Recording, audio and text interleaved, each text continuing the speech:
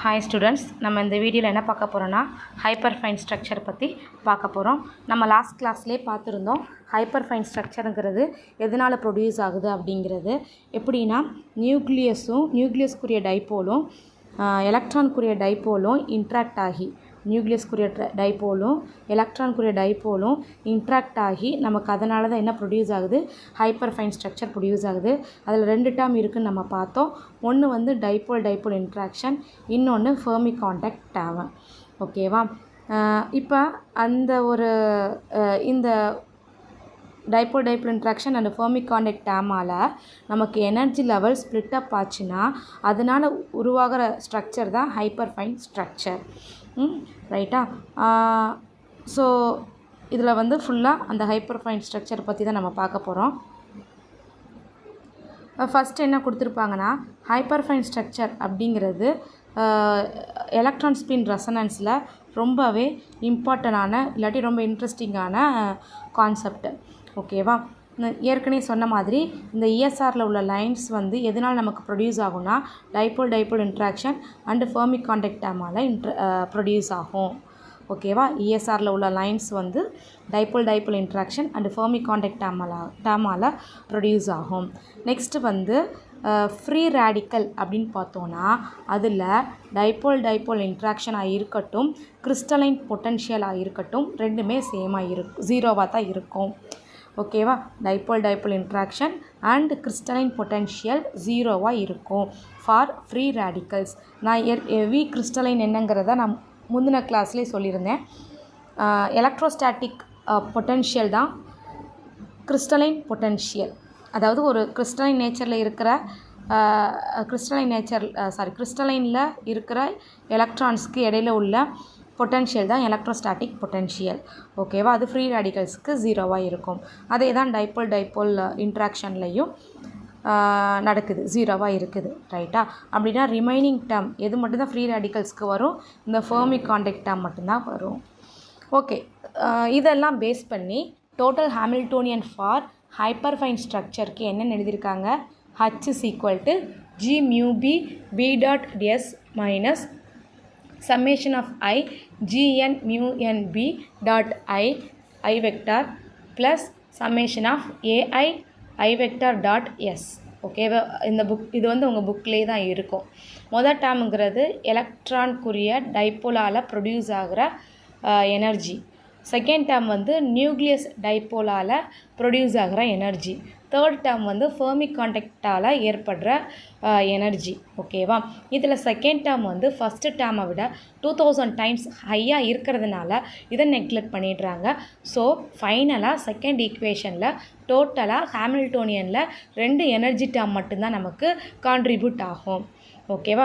ஒன்று வந்து due to electron, இன்னொன்று ஃபெர்மி காண்டாக்ட் டேர்ம். இந்த ஃபெர்மி காண்டாக்ட் டேர்ம் என்னங்கிறது உங்களுக்கு ஞாபகம் இருக்குன்னு நினைக்கிறேன். இன்னொரு தடவை ரீகால் பண்ணுறேன். இப்போ வந்து அப்ளைடு ஃபீல்டில் ஒரு ஆட்டமை வைக்கும் போதில் ஆட்டம்க்குரிய எலக்ட்ரான் சர்க்குலேட் ஆகுது. அப்படி சர்க்குலேட் ஆகும் போதில் அது ஒரு மேக்னெட்டிக் ஃபீல்டை ப்ரொடியூஸ் பண்ணுது. அந்த மேக்னெட்டிக் ஃபீல்டும் நியூக்ளியஸும் இன்ட்ராக்ட் ஆகிறது தான் ஃபெர்மி காண்டாக்ட் டேர்ம் அப்படின்னு சொல்கிறாங்க. ரைட்டா?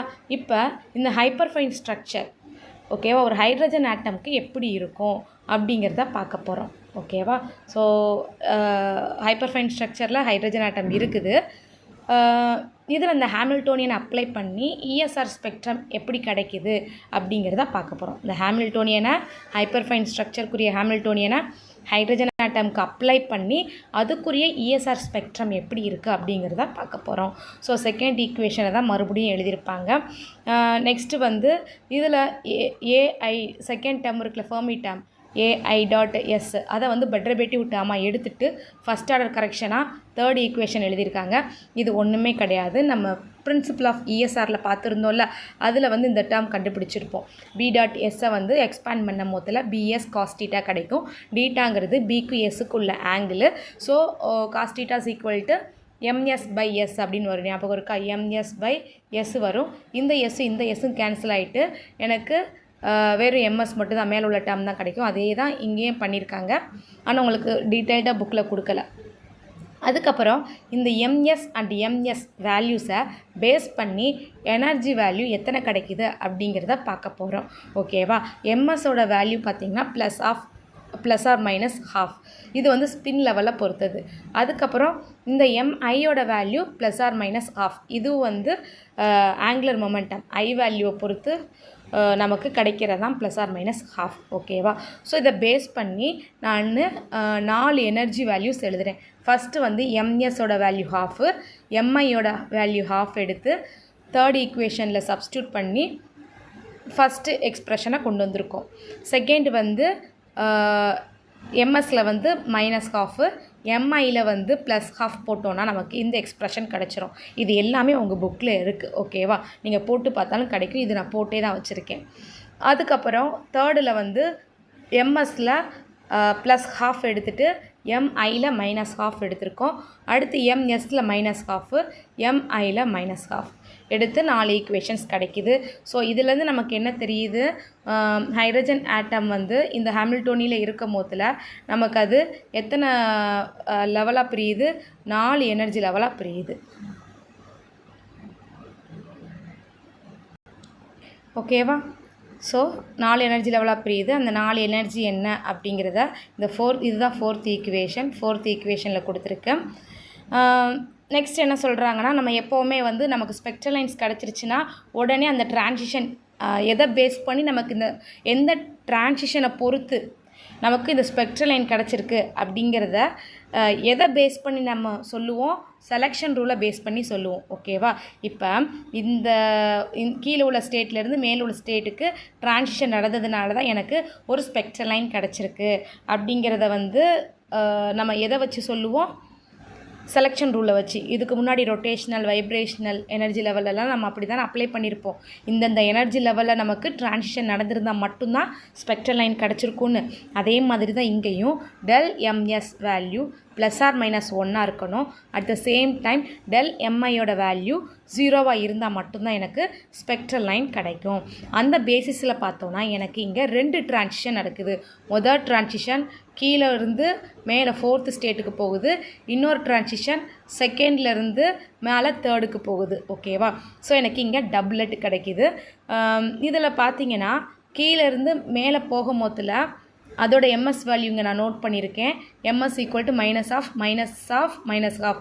ஸோ செலெக்ஷன் ரூலாக இதை சாட்டிஸ்ஃபை பண்ணிடும். எம்எஸோட வேல்யூ +1 கிடைக்கும், எம்ஐயோட வேல்யூ 0 கிடைக்கும். அதே மாதிரி இதுக்கும் நான் அந்த சைடில் போட்டிருக்கேன். அது வந்து நமக்கு உள்ளக்க வரல. நீங்கள் போட்டு பார்த்தீங்கன்னா உங்களுக்கு கரெக்டாக வந்துடும். ஓகேவா? நெக்ஸ்ட் என்ன சொல்லியிருப்பாங்கன்னா, இதில் ஏ வேல்யூ என்ன அப்படிங்கிறத எக்ஸ்பெரிமெண்டலாக கண்டுபிடிச்சிடலாம் அப்படிங்காங்க. 2 எனர்ஜி லெவலுக்குள்ள அந்த டிரான்சிஷன் நடக்குது பார்த்தீங்களா, அதுக்கிடையில் உள்ள டிஸ்டன்ஸ் தான் ஏ அப்படின்னு கூட சொல்கிறாங்க. இப்போ அந்த 2க்குள்ள எனர்ஜி கேப் இ என்ன அப்படிங்கிறத கண்டுபிடிச்சோன்னா அதிலிருந்து நியூ என்ன அப்படிங்கிறத கண்டுபிடிச்சிடலாமா? ஸோ டெல் இ என்னங்கிறத கண்டுபிடிக்கிறாங்க. இதுக்குரிய எனர்ஜி வேல்யூலேருந்து இந்த எனர்ஜி வேல்யூவை சப்ராக்ட் பண்ணுறாங்க. இங்கே சப்ராக்ட் பண்ணி போட்டிருக்கேன். இது வந்து முதல் டிரான்சிஷனுக்குரியது. அதுக்கு கரஸ்பாண்டிங்கான ஃப்ரீக்குவென்சி h(nu1) என்ன கிடச்சிருக்கு? இதுதான் ஆன்சரு, ஃபைனல் ரிசல்ட்டு. இது வந்து ஸ்டெப்பு என்ன ஸ்டெப்புங்கிறது நான் உங்களுக்கு இது ஃபோட்டோவை அனுப்பி வச்சிடுறேன். அடுத்து செகண்ட் டிரான்சிஷன் மேலேருந்து ஃபஸ்ட்லேருந்து 4th டிரான்சிஷன் கரஸ்பாண்டிங்கான ஃப்ரீக்குவென்சி தான் h(nu1). அடுத்து செகண்ட்லேருந்து 3க்கு போகும்ல, அதுக்குரிய டிரான்சிஷன் வந்து ஃப்ரீக்குவென்சி வந்து h(nu2) என்னங்கிறத கண்டுபிடிச்சிருப்போம். அது எப்படி வந்திருக்கு அப்படிங்கிறத நான் பக்கத்தில் எழுதியிருக்கேன். ரைட்டா? ஸோ இங்கே நமக்கு ஃபைனலாக ஒரு ஹைட்ரஜன் ஆட்டமில் ESR லைன் வந்து டபுளட்டாக கிடைக்கிது. அவ்வளோதான்ப்பா. தேங்க்யூ.